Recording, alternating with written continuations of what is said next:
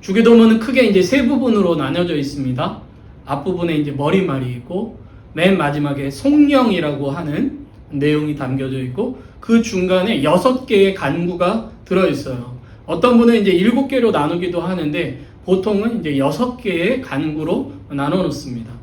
먼저 이제 머리말을 보면, 머리말은 이거죠. 하늘에 계신 우리 아버지여, 우리의 기도의 대상이 누구신가? 부르는 거예요. 그러니까 우리가 처음에 기도할 때 그냥 우리가 개인적으로 기도할 때도 그렇게 기도하잖아요. 하나님 아버지 뭐 이렇게 기도하기도 하고, 사랑의 하나님 이렇게 기도하기도 하고, 용서의 하나님 뭐 이렇게 기도하기도 하잖아요. 그러면서 하나님이 어떤 분이신가를 그 속에다가 보통 포함시켜서 고백을 해요. 내가 믿는 하나님은 어떤 하나님입니까? 내가 기도하는 하나님은 어떤 하나님입니까? 그러니까 이 한 절 속에는 우리가 믿는 하나님이 어떤 분이신가가 들어있고, 하나님은 나의 기도를 들으신다라는 믿음이 포함되어 있는 거예요. 만약에 하나님이 나의 기도를 들으시지 않는다고 한다면 부를 필요가 없고 기도할 필요가 없죠. 안 들으시는데. 시편을 읽으시면 시편에 다윗이 고백할 때마다 꼭 이렇게 기도해요. 하나님은 어떤 분이신가? 라고 하면서 하나님이 나의 간구를 들으시며 뭐 이러면서 내가 지금 기도하는 것은 나의 간구를 들으시는 하나님이 계시기 때문이고, 하나님은 나의 간구를 들으시는 분이시다라는 믿음에서 그 기도가 출발합니다. 주기도문도 마찬가지예요. 우리가 믿는 하나님이 어떤 하나님입니까? 그리고 그 하나님은 나의 기도에 귀 기울이시는 분이시다라는 믿음에서 출발을 하는 거예요. 뿐만 아니라 이 하늘에 계신이라는 이 기도 속에는 하나님의 높으심, 크심, 전능하심이 다 담겨져 있는 거예요. 사도신경 처음 시작할 때 어떻게 하죠? 전능하사 천지를 만드신 하나님 아버지를 내가 믿사오며 하는 그 고백하고 똑같은 거예요. 하늘이라는 건 단순히 위에 있다는 의미가 아니라 그분의 높으심과 그분의 지위, 그분의 권위를 포함하는 것뿐만 아니라, 여러분, 하늘은요 모든 걸 다 둘러싸고 있는 공간이에요. 지구라는 거는 어떻게 보면 하늘 안에 다 둘러싸여 있는 공간이에요. 그 얘기는 뭐죠? 어느 곳에나 계시는 분이라는 표현이 담겨져 있는 거예요.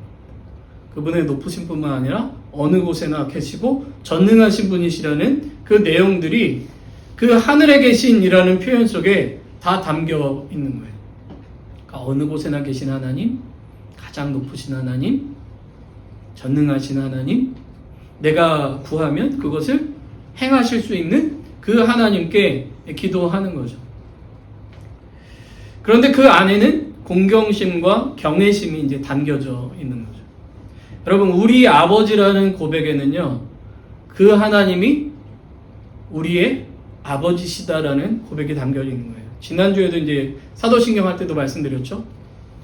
전능하신 창조주 하나님이 우리의 아버지라는 그 고백이 사도신경에도 담겨 있는 것처럼, 주기도문의 이 머릿말에도, 그 하나님을 부름에도 그 하나님이 나를 자녀 삼으셨다 하는 것이 담겨져 있는 거예요.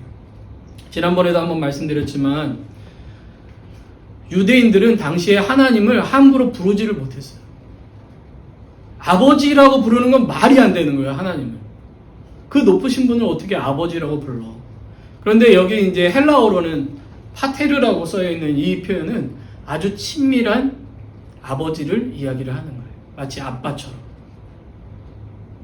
그러니까 이 하나님이 나에게 어떤 분인가, 높으신 분임에도 또 친밀한 분이시고 나를 자녀 삼아 주신 분이고 내가 그분 안에 속해 있음이 이 표현 속에 담겨져 있죠. 그런데 이 우리라는 단어 속에는 뭐가 있는 거예요? 이 기도가 공동체의 기도라는 것이 담겨져 있는 거예요. 나만을 위한 기도가 아니라 우리를 위한 기도라는 거죠. 하나님이 우리를 부르셨다. 우리가 하나님의 것이다. 그 얘기는 뭐예요? 나만 하나님의 자녀가 아니에요. 내 앞에 계신 분도 하나님의 자녀예요. 여기 계신 모든 분들이 하나님의 자녀들이라는 거죠. 정리하면 우리는 지극히 높으신 전능하신 하나님의 자녀로서 우리의 아버지이신 하나님께 그분을 향한 경외함과 공경함을 담아서 기도하는 것이 주기도문이에요. 그러니까 우리가 기도할 때, 이게 단순히 주기도문이 아니라 제가 아까도 말씀드린 것처럼 주님이 이것을 이렇게 기도하라라고 말씀하셨을 때는 이 내용을 가지고도 기도하는 거지만 이러한 내용의 모습을 가지고 본질을 가지고 기도하라는 거예요. 그러니까 우리가 기도할 때는 언제든지 높으신 하나님이시지만 친밀하신 아버지께 경외함과 공경을 담아서 기도해야 되는 거예요. 자, 두 번째 부분은 이제 6개의 간구인데요. 6개의 간구를 하나씩 조금 설명드리도록 하겠습니다.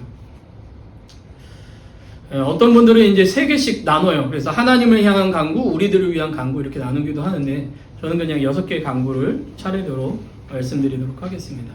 먼저 첫 번째 간구는 이름이 거룩히 여김을 받으시오며 라는 간구입니다. 이 간구는 10계명 중에 세 번째 계명이 혹시 뭔지 아시나요?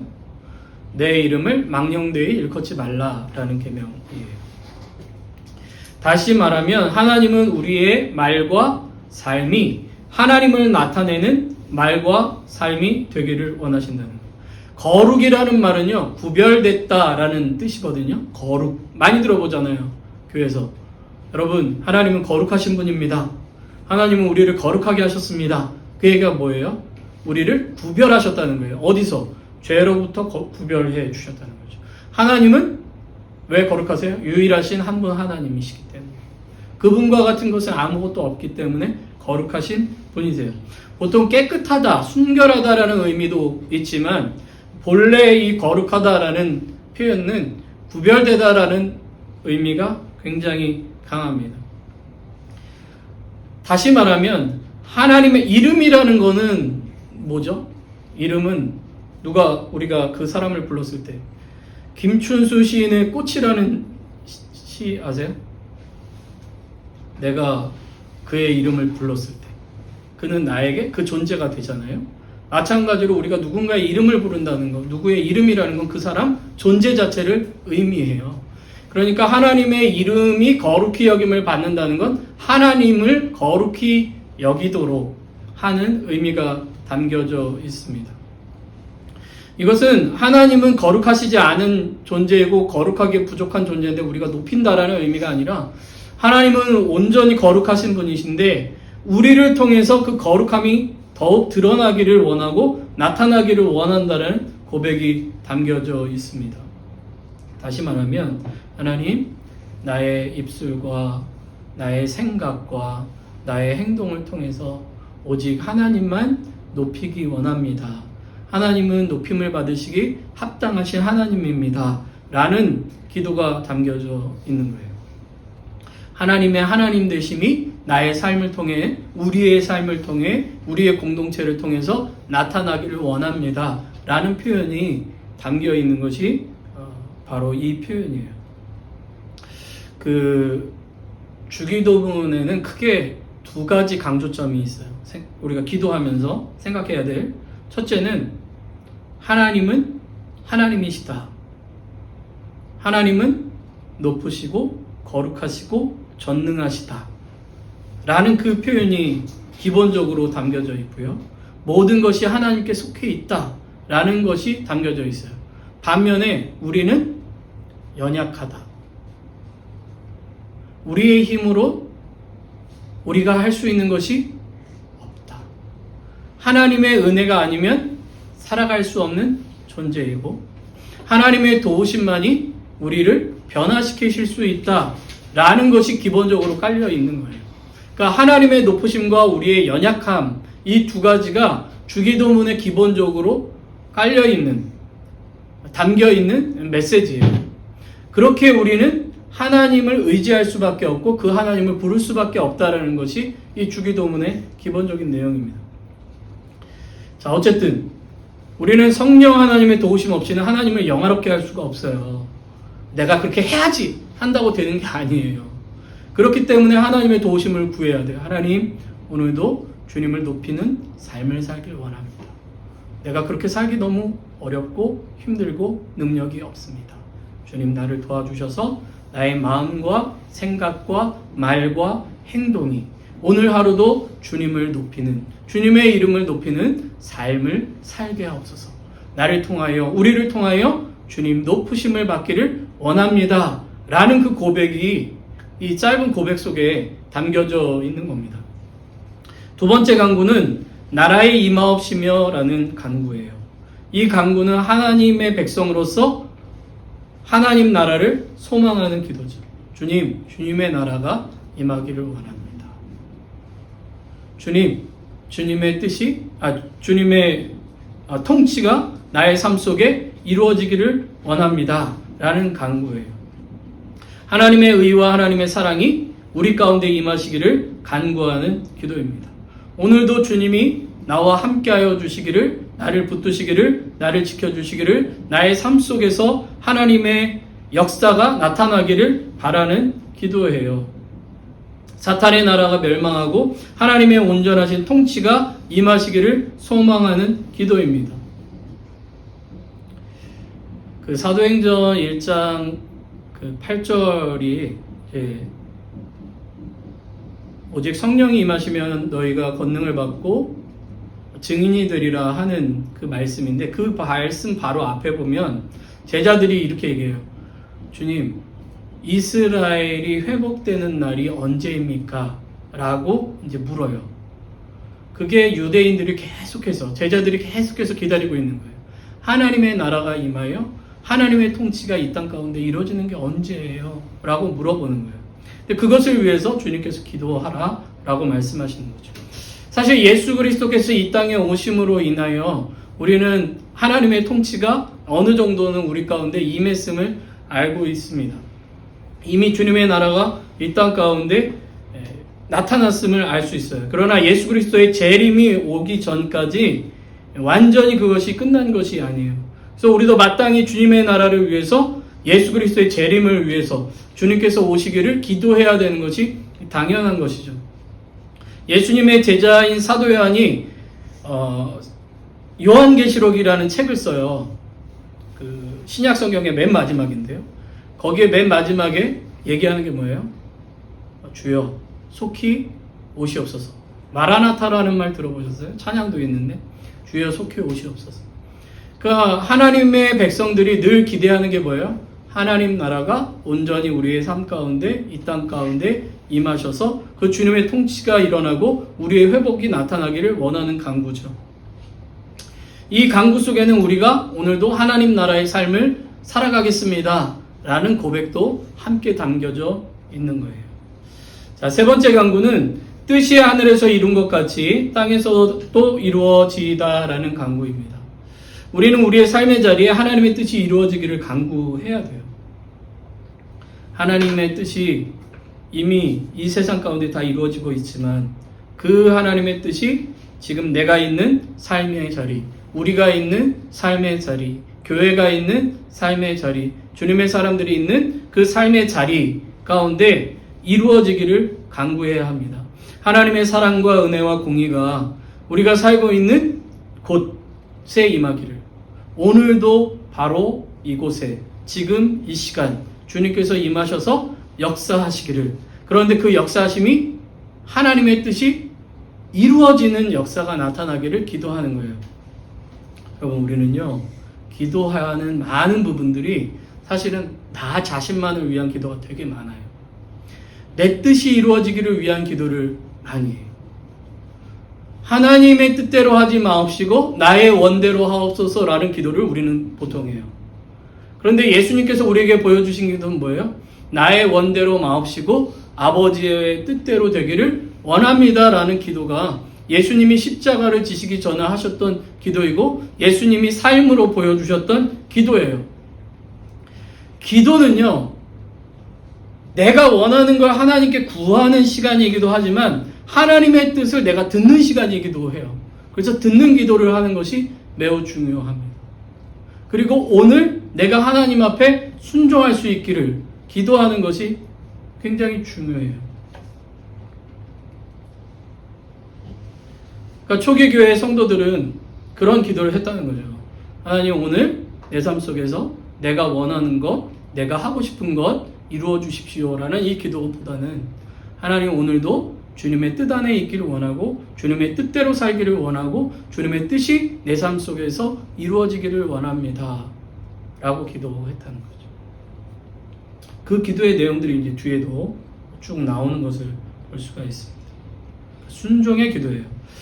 네 번째 간구는 오늘 우리에게 일용할 양식을 주옵소서라는 간구입니다. 예수님께서 이 기도, 주기도문을 가르쳐 주시기 바로 앞부분에 뭘 얘기하시냐면, 얘들아, 하나님은 우리의 필요를, 우리가 구할 것을 이미 아시는 분이야. 그러니까 너희는 이렇게 기도해. 로 시작이 됩니다. 쉽게 말해서 하나님 모르기 때문에 알려드리는 게 아니에요. 하나님 나 이거 필요한데 하나님 모르시죠? 그러니까 제가 이제 말씀드릴 테니까 좀 해주세요. 라는 기도가 아니라는 거예요. 우리에게 일용할 양식을 주옵소서라는 것은 모르는 분에게 기도하는 게 아니에요. 하나님, 오늘 하루는 주님 안에 있고 주님이 내 삶을 채워주실 때 나는 만족할 수 있습니다. 나의 생명은 주님이 주시는 생명이고 내게 주어진 모든 것들이 주님의 은혜로 채워집니다. 라는 고백이 담겨져 있는 거예요.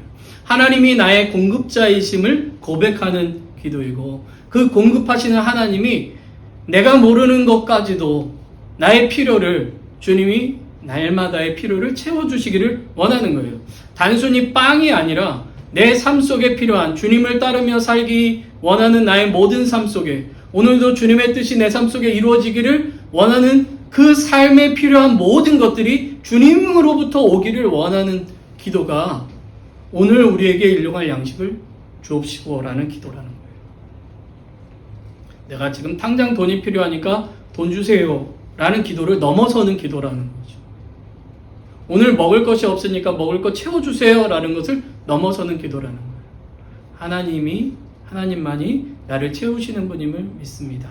그 하나님이 나의 필요를 아시오니 나의 필요를 아시는 하나님께서 그 하루하루에 쓸 것을 채워주시고 내가 주님의 뜻을 따라 살아가는 데 있어서 필요한 모든 양식과 필요들을 채워주십시오라는 그런 고백들이 이 안에 담겨져 있다는 거죠. 어떻게 보면 이 기도에는 너는 나 외에는 다른 신들을 섬기지 말라는 첫 번째 계명이 담겨져 있어요. 성경에 보면 우상을 만드는 이유가 뭐예요? 나의 욕심 때문이거든요. 하나님이 안 채워주시니까 내가 다른 거를 세워서라도 절해서라도 채워가는 거예요. 내가 필요하니까. 나무에게 빌든 태양에게 빌든 내가 뭘 만들어서 세우든 그것에게 빌어서라도 내 소원을 성취해야 되겠다라는 것에서 나오는 것이 다른 신들을 섬기는 이유예요. 그러나 여기에는 분명한 내용들이 담겨져 있는 거죠.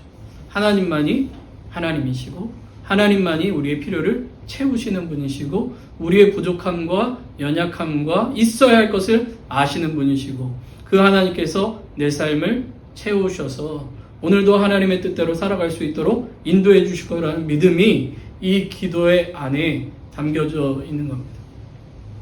다른 말로 할까요? 하나님 오늘도 주님으로 만족해 하시고 주님이 채우시는 것들로 만족한 삶이 되게 하옵소서 라는 기도가 이 기도입니다. 다섯 번째 간구는요, 우리가 우리에게 죄 지은 자를 사하여 준 것 같이 우리의 죄를 사하여 주옵시고 라는 간구입니다. 이 공동체는 이미 예수 그리스도로 말미암은 죄 사함을 받은 공동체예요. 여기 죄라는 단어가 원래는 빛이 비치는 빛이 아니라 depth, 빛이라는 단어예요.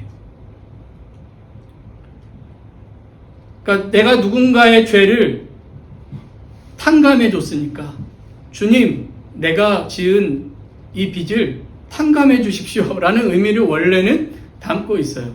그런데 이 빚이라는 단어와 죄라는 단어가 그때 당시에는 특히 유대인 사회에는 혼용되어 사용하고 있었습니다. 그러니까 예수님께서 혹시 여러분들 그 마태복음 28장 21절 이하에 나오는 1만 달란트 빚진 자가 탕감받은 비유 아세요?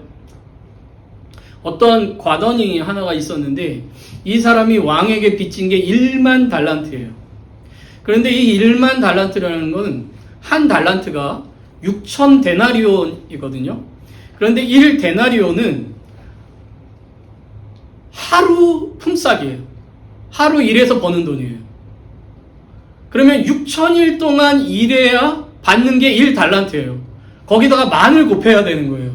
그러니까 한마디로 말하면 갚을 수 없는 빚이라는 의미가 1만 달란트예요.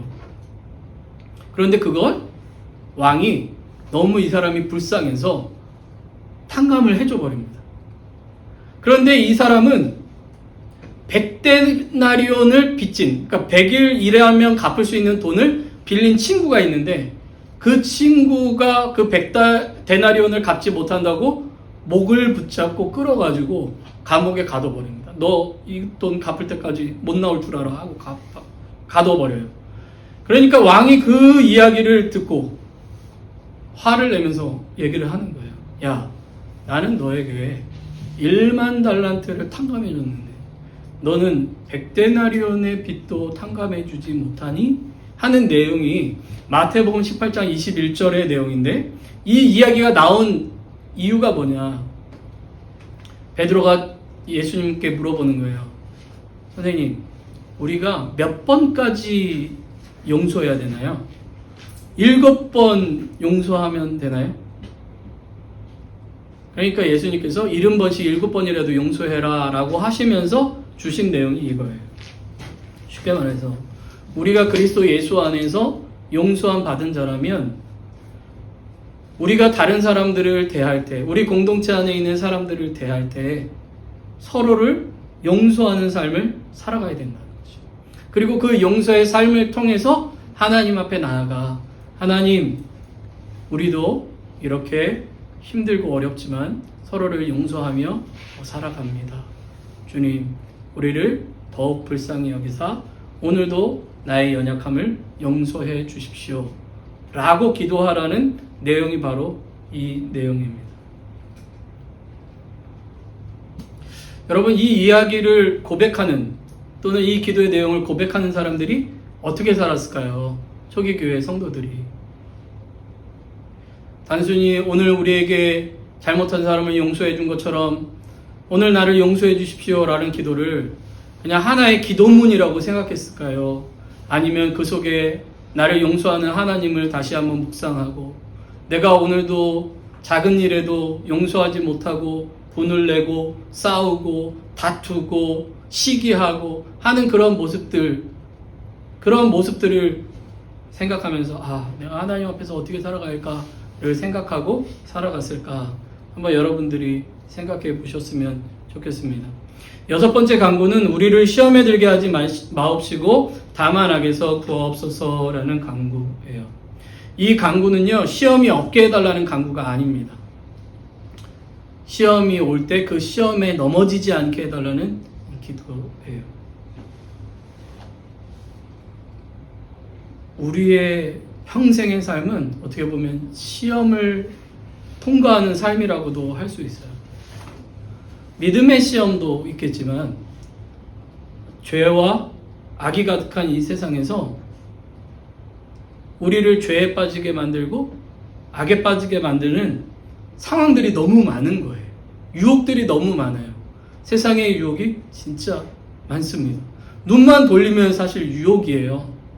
그런데 그 유혹이 많은 세상 속에서 내가 그 시험으로 인해서 넘어지지 않기를 바라는 간구, 하나님의 도우심을 구하는 간구가 바로 이 시험에 들게 하지 마시옵고 라는 그런 간구죠.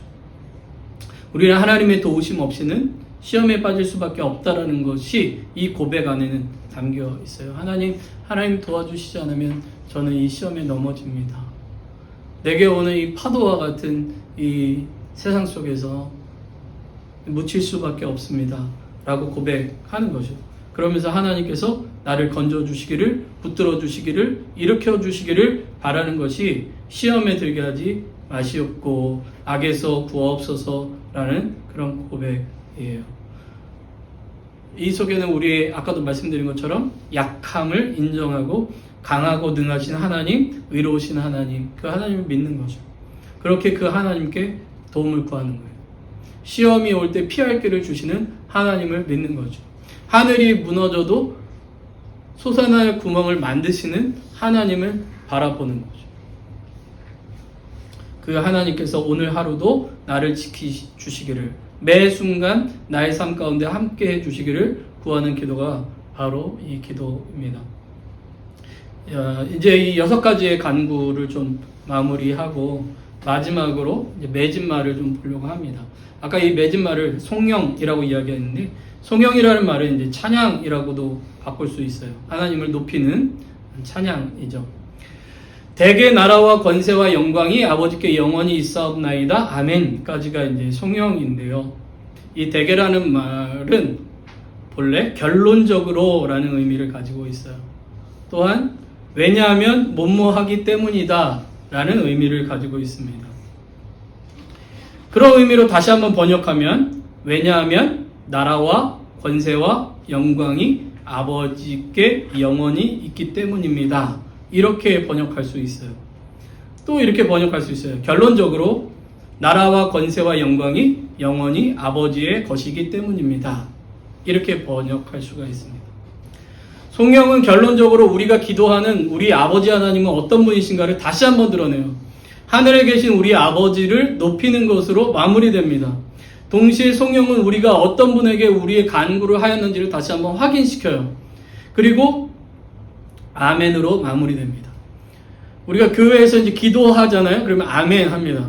성경을 읽고 나서 아멘 해요. 그 아멘의 뜻이 뭐죠? 예, 나는 믿습니다 라는 의미도 있지만 참되고 확실하다는 뜻을 갖고 있습니다. 네, 이 말씀은 참되고 확실합니다. 네, 주님 이렇게 이루어지기를 원합니다 하는 그런 고백이 이 아멘이라는 단어에 담겨져 있어요.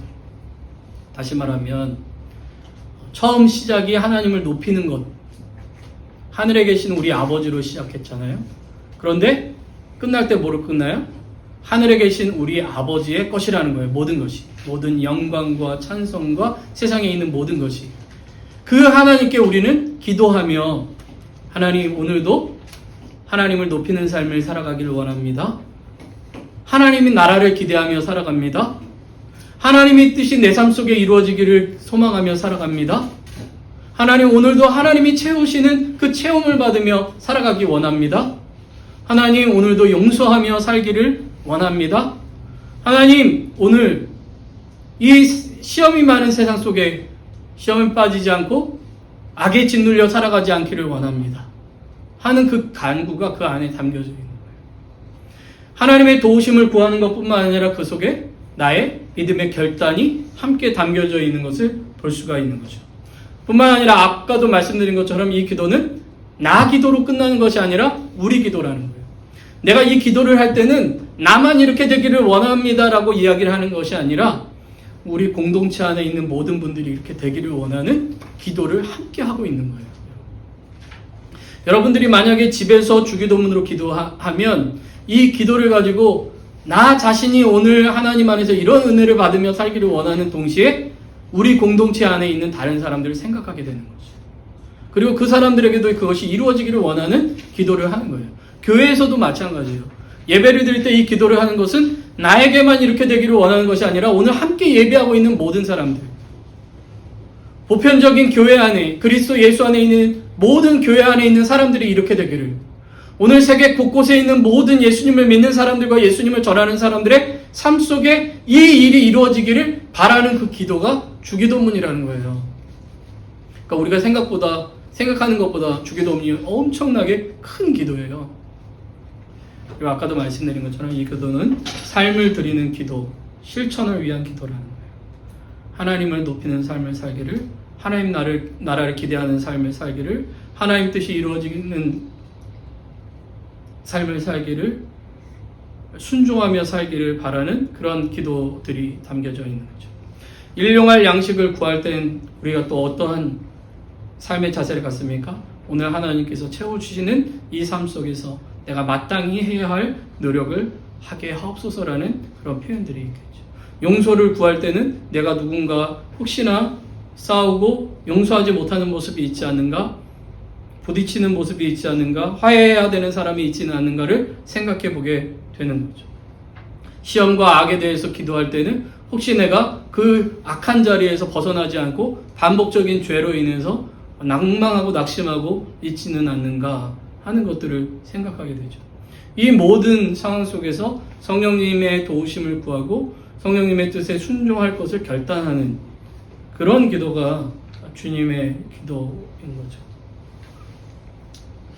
이 기도를 통해서 초기 교회는 사람들이 볼 때 저 사람들 예수님 믿는 사람들이구나 라는 것이 나타났다 하는 것을 우리는 역사적으로도 확인하게 됩니다. 마무리하겠는데, 주기도는 예배의 하나의 형식이거나 소원을 성취하기 위한 주문 같은 게 아닙니다.